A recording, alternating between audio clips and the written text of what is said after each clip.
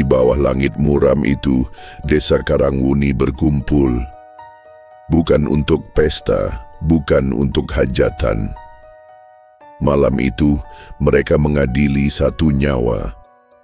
Nyawa yang sudah mereka cap sebagai kotor tanpa pernah mendengar pembelaannya. Perempuan murahan, kau hancurkan rumah tangga orang. Aku tidak seperti yang kalian kira. Diam, kalau kau tak mau malu, kau tak akan tidur dengan suamiku. Aku tidak akan lupa wajah kalian, terutama para laki-laki pengecut di sini.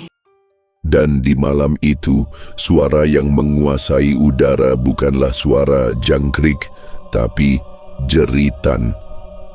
Jeritan yang lebih panas dari api, lebih tajam dari tuduhan. Jeritan seorang perempuan yang kehilangan segalanya, bahkan nyawanya. Kalian semua akan membayar. Aku bersumpah.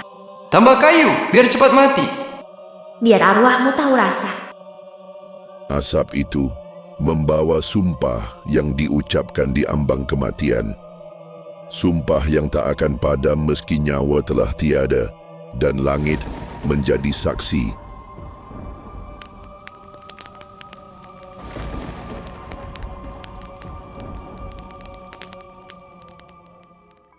Empat 40 hari kemudian, panas itu kembali. Tapi kali ini tak berasal dari obor atau kayu bakar. Panas itu berjalan mengikuti satu langkah manusia. Kenapa panas sekali malam ini? Panas, seperti yang kalian beri padaku. Di tanah yang sama ia dibakar. Sunti menagih darah pertama. Bersiaplah, malam ini kamu yang pertama. Jangan, aku mohon. Fajar itu membawa kabar kematian, namun bukan kematian yang biasa. Kabut tipis menggantung di udara, menutupi sinar matahari yang enggan menembus. Tubuh Pak Darmin tergeletak dingin di tanah. Kepalanya menghitam seperti arang, namun tubuhnya utuh. Seolah api hanya memilih bagian tertentu untuk membakarnya. Bau hangus bercampur tanah basah membuat dada sesak. Tidak ada yang berani terlalu dekat, tapi tak satu pun yang berani memalingkan pandangan. Ini pasti arwah Sunti. Hus, jangan ngomong sembarangan, nanti kita ikut sial. Sejak kematian Darmin, tawa para lelaki di Karangwuni lenyap. Digantikan bisik-bisik ketakutan yang mengendap di sudut warung. Kopi hitam dibiarkan dingin, tangan gemetar memegang gelas. Setiap tatapan menyimpan pertanyaan yang sama. Siapa yang akan menjadi berikutnya? Malam pembakaran Sunti kembali menghantui mereka. Bukan hanya dalam ingatan, tapi juga dalam rasa panas yang kian sering mereka rasakan. Meski angin malam bertiup dingin. Kalau benar arwah Sunti, berarti belum selesai. Siapa yang berikutnya? Bahar, lelaki bertubuh kekar dengan wajah yang selalu terlihat tenang. Malam itu tak bisa duduk tenang. Rokok di jarinya nyaris habis dalam sekali hisap. Malam terasa aneh, panas merambat seperti bara di bawah kulitnya. Bahar tahu, dia bukan hanya saksi pada malam pembakaran Sunti. Dia salah satu tangan yang menuangkan minyak ke tubuh gadis itu. Panas kayak malam itu? Kau masih ingat aku, Bahar? Dia datang bukan dengan api, tapi dengan pesona. Dari gelap yang dingin, Sunti melangkah keluar. Kebayanya putih bersih, rambutnya terurai, wajahnya cantik seperti yang dulu, sebelum malam neraka itu. Senyumnya lembut, namun matanya dalam, menyimpan sesuatu yang tak bisa dijelaskan kata-kata. Bahar terpaku, lupa bahwa perempuan ini seharusnya sudah mati. Sunti, itu kau? Dekatkan wajahmu, Bahar. Keindahan itu runtuh dalam sekejap. Senyum manis berganti senyum mengerikan.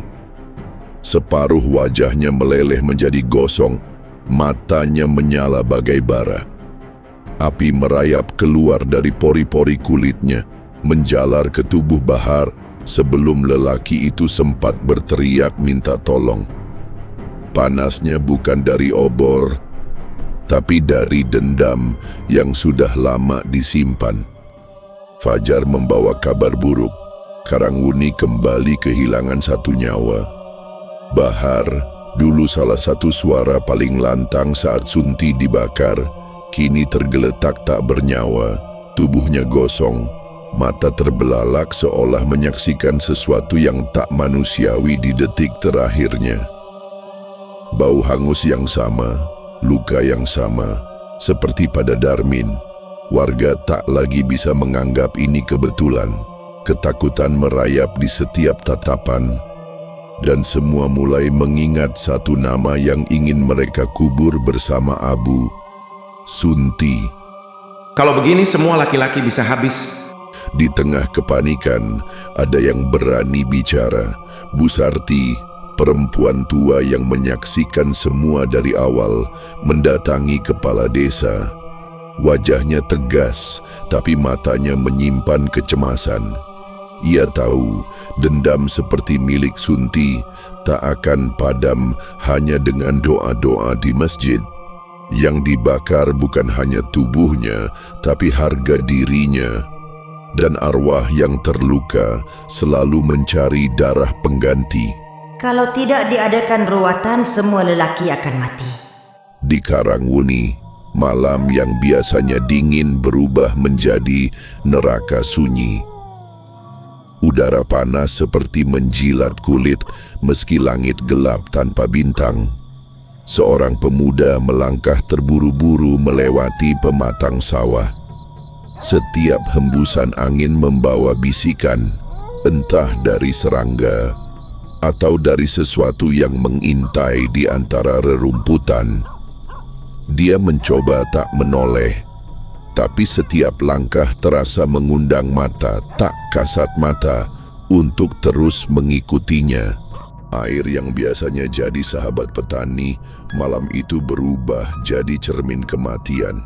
Riak pelan berubah menjadi gelombang kecil, dan dari kegelapan dasar sungai muncullah wajah itu.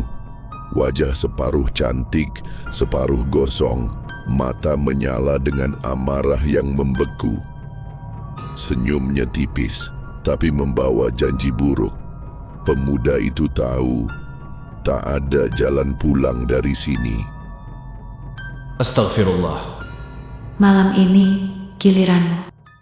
Tak ada obor, tak ada percikan, hanya tanah basah yang tiba-tiba memuntahkan api, membungkus tubuhnya dengan lidah-lidah panas yang lapar.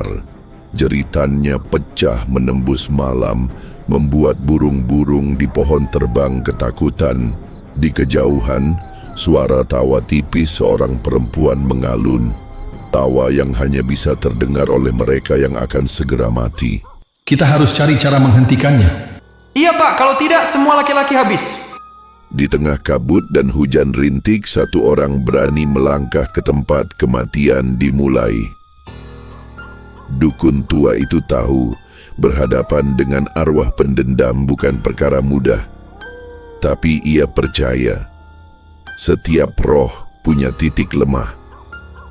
Sesaji di tangannya bergetar, bukan karena hujan, tapi karena tanah kuburan Sunti terasa berdenyut, seolah menyambutnya.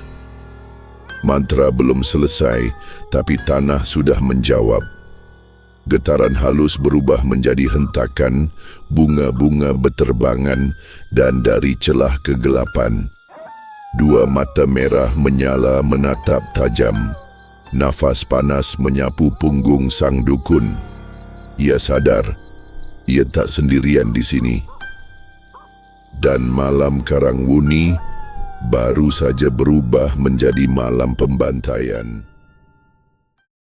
Dendam itu baru saja dimulai.